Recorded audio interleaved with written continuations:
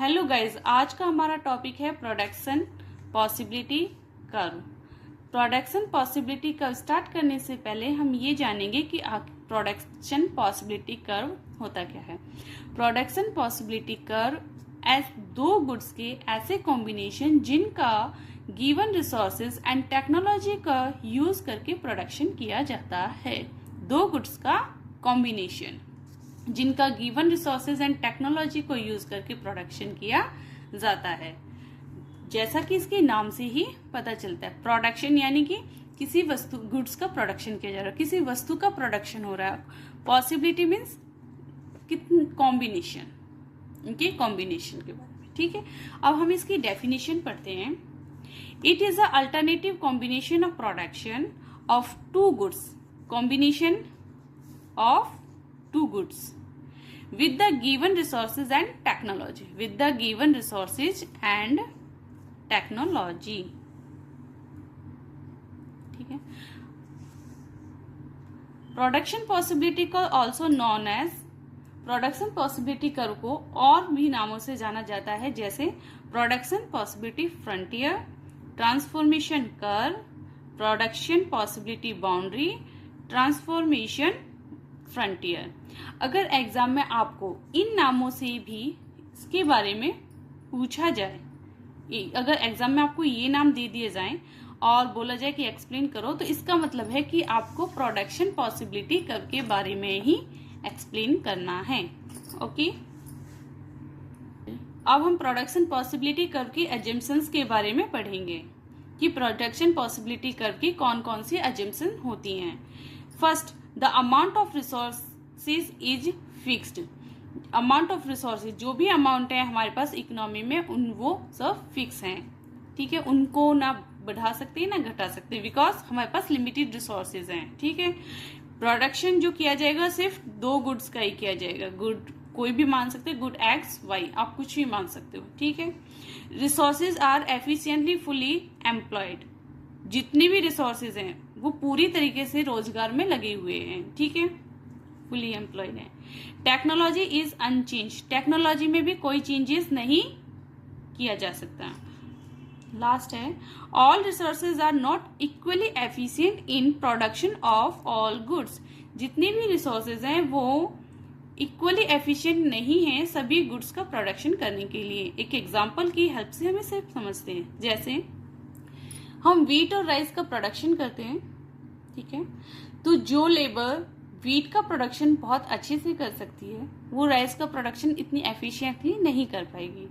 ठीक वैसे ही अगर जो लेबर राइस का प्रोडक्शन जितनी एफिशिएंसी के साथ कर सकते हैं, वो व्हीट का प्रोडक्शन इतनी नहीं कर पाएंगे। ओके, अब हम पढ़ेंगे प्रोडक्शन पॉसिबिलिटी कर्व की प्रॉपर्टीज। प्रोडक्शन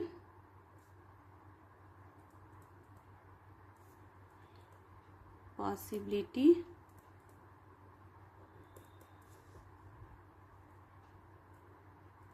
कर्व की properties of production possibility curve. Okay, तो फर्स्ट प्रॉपर्टी है PPC is downward sloping curve because inverse relation between two goods. Production possibility curve जो है वो डाउनवर्ड स्लोप है उसका, क्योंकि inverse relationship between two goods हमने देखा था कि देखिए यहाँ पे गुड व्हीट और राइस का एग्जांपल लिया था। तो यहाँ पे जो व्हीट है उसकी मात्रा कंटिन्यू बढ़ रही है, देखो, और जो राइस है उसकी जो क्वांटिटी बार बार कम होती जा रही है। देखिए, इधर इंक्रीज हो रही है, व्हीट इंक्रीज हो रहा है और राइस की डिक्रीज होती जा रही है। तो इनवर्स रिलेशन है दोनों गुड्स के अंदर, इसीलिए डाउनवर्ड स्लोपिंग है, inverse relation between two goods. Second है the shape of the PPC is concave to the origin. इसकी जो शेप है वो कॉन्केव है। कॉन्केव क्यों है? क्योंकि marginal rate of transformation is increase, ये बढ़ रहा है, इसीलिए इसकी जो शेप है वो कॉन्केव है। देखिए 1 2 3 4 5 ये कंटिन्यू बढ़ रहा है, दिखाई दे रहा है ना आपको, समझ में आ रहा है। तो marginal rate of transformation increase हो रही है, इसीलिए इसकी शेप कॉनकेव है। और ये आपको ये पता चला कि ये इंक्रीज क्यों हो रही है, क्योंकि जैसे ही हम वीट की 1 यूनिट एक्स्ट्रा यूनिट को प्राप्त करना चाहते हैं, उसके बदले में हमें राइस की यूनिट्स का सेक्रीफाइस करना पड़ रहा है और वो बढ़ रही है। जैसे कि 1 यूनिट के बदले में 1 2 दूसरी यूनिट लिए, यानी एक और एडिशनल लिए तो 2, 14 से 12 हो गया है, और 2 से 3 किया है, 1 यूनिट एडिशनल लिए तो हमने 12 से 9 यानी कि 3 का आया है इंक्रीज, ठीक है, 4 और 5 का ऐसे। तो ये क्यों हो रहा है, आपको पता है ये इंक्रीजिंग रेट क्यों आ रहा है? क्योंकि मैंने जो एक आपको एजम्पशन बताई थी, हमने एक एजम्पशन पढ़ी थी, all resources are not equally efficient in production of all goods. सभी जो रिसोर्सेज हैं वो इक्वली एफिशिएंट नहीं है प्रोडक्शन ऑफ ऑल गुड्स के लिए, इसीलिए हमें 1 यूनिट का इंक्रीज करने के लिए हर बार ज्यादा यूनिट्स का सेक्रीफाइस करना पड़ रहा है। तो इंक्रीजिंग मार्जिनल रेट की वजह से इसकी जो शेप है वो कॉनकेव होती है। अब आइए हम करते हैं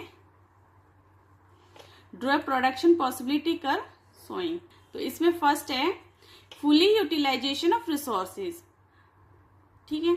तो हम एक ग्राफ से देखते हैं कि एक्स एक्सिस पर वीट लिया है और वाई एक्सिस पर राइट, और ये कॉनकेव जो लाइन है ये हमारा प्रोडक्शन पॉसिबिलिटी कर्व है। प्रोडक्शन पॉसिबिलिटी कर्व के ऊपर जितनी भी पॉइंट्स है, जैसे ये दिए हुए हैं A B C D E F, जितनी भी हमने पॉइंट्स बनाए ये सभी फुली यूटिलाइजेशन ऑफ रिसोर्सेज का हमें बताते हैं कि इस लाइन पर हम रिसोर्सेज का बहुत अच्छे से फुली यूटिलाइजेशन कर रहे हैं, ठीक है। अब आ जाता है second point, under utilisation of resources.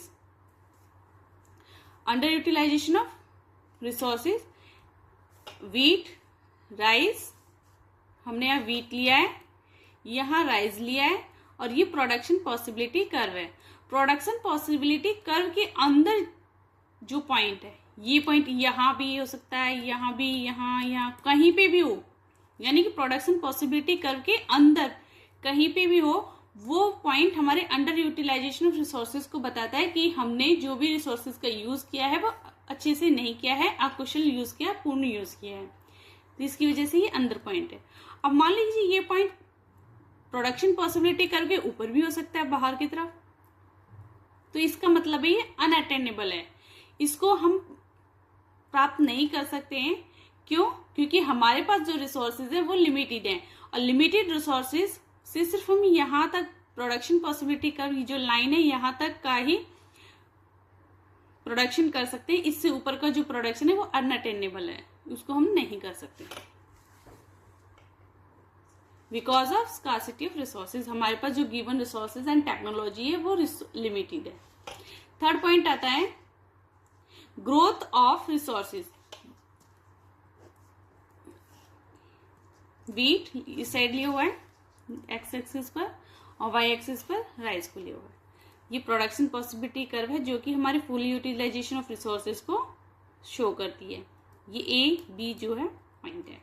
अगर हमारी ग्रोथ होती है, रिसोर्सेज बढ़ जाते हैं, ए से A1 और बी से V1 हो गया, ठीक है, तो हमारे रिसोर्सेज इंक्रीज होने से जो हमारी ग्रोथ हुई है उसको हम ग्रोथ ऑफ रिसोर्सेज कहेंगे। ग्रोथ ऑफ रिसोर्सेज हमारी जो ग्रोथ है वो 2 तरीके से होती है, या तो हमारे पास जो रिसोर्सेज हैं उनकी एबिलिटी इंक्रीज हुई हो, या फिर हमारी जो टेक्नोलॉजी है वो इम्प्रूव हुई हो। इन 2 रीजन से हमारी ग्रोथ होती है, ठीक है। अब मान लीजिए ये ग्रोथ ही क्यों है, हमारे पर ये नीचे की तरफ भी आ सकता है, ग्रोथ नहीं भी हो सकती है। तो इसका रीजन है कि हमारे पास जो रिसोर्सेज की एबिलिटी है वो कम हुई है, डिक्रीज हुई है, और जो हमारी टेक्नोलॉजी है वो डिसग्रेड हुई है, इसकी वजह से ये नीचे की तरफ आ सकता है, ठीक है। आपका ये टॉपिक यहीं पर कंप्लीट होता है। आपको अगर कोई भी डाउट हो तो कनेक्ट कीजिए, कमेंट कीजिए एंड आगे की वीडियोस के लिए हमसे जुड़े रहिए। Thank you.